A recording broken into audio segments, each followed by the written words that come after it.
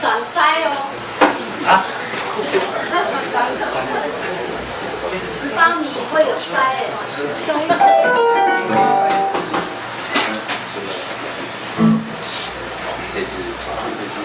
好，接下来我要唱，也是我的创作，叫《迟来的东北季风》。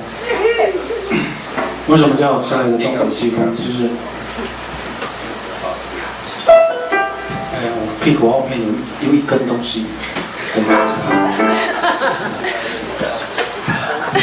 然后呢，就是每当秋天的时候，那个东海岸的渔民都会抓旗鱼，旗鱼。那一定要有东北季风，旗鱼才会出现。所以有风浪的时候，他们才可以出海抓鱼。